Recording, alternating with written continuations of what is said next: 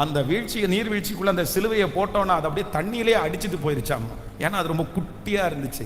அதனால சில நேரங்களில் ஆண்டவருடைய பிள்ளைகளே, நம்ம ஆண்டவரை தேடணும், ஆண்டவருடைய ஆசீர்வாதத்தை பெற்றுக்கொள்ளணும்னா சும்மா மேலோட்டமா எல்லாம் நம்ம பண்ணிட முடியாது. சிலர் மேலோட்டமா ஏன் ஆண்டவர் கேட்க மாட்டாரா, ஆண்டவருக்கு தெரியாதா அப்படின்ற சில வார்த்தையோட சிலர் முடிச்சிருவாங்க. ஆண்டவர் கொடுக்க வேண்டியதானே, ஏன் இவ்வளவு தூரம் கத்த வைக்கிறாரு, ஏன் இவ்வளவு தூரம் ஜெபம் பண்ண வைக்கிறாரு அப்படின்னு எல்லாம் நிறைய பேர் கேள்வி கேட்பாங்க. அதெல்லாம் நம்ம எதுவுமே கேட்க முடியாது. வேதம் சொல்லுது, ஒருவேளை நம்ம தவறு செய்திருப்போம், இல்லைன்னா நம்முடைய முன்னோர்கள் தவறு செய்திருப்பார்கள். நம்முடைய வாழ்க்கையில இருக்கிற நிறைய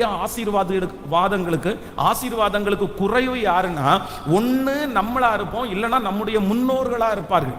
எப்பவுமே பரிசுத்தவான்கள் ஜெபம் பண்ணும் போது முன்னோர்களோட சேர்த்து ஜெபம் பண்றது வழக்கமா இருக்கும். நீங்க நெகேமியா ஜெபம் பண்ணும் போது பாருங்க, தானியேல் ஜெபம் பண்ணும் போது பாருங்க, நானும் என் தகப்பன் வீட்டாரும் பாவம் செய்தோம், எங்களுடைய முன்னோர்கள் பாவம் செய்தார்கள், எங்கள் தகப்பன்மார்கள் பாவம் செய்தார்கள், அவர்களுக்கும் சேர்ந்து பாவம் மன்னிப்பை இவங்க கேட்டாங்க.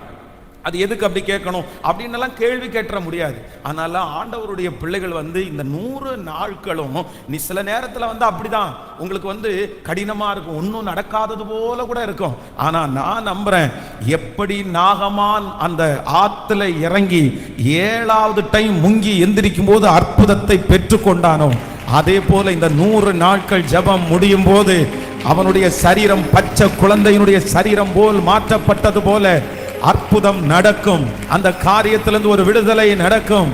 கைகளை மேல தட்டி, இதை என் தேவனாகிய கர்த்தர் கேட்கிறார், என் ஆண்டவர் கேட்கிறார், அவர் நிச்சயமாய் இரக்கம் செய்வார். ஹல்லேலூயா. அப்போ ஒரு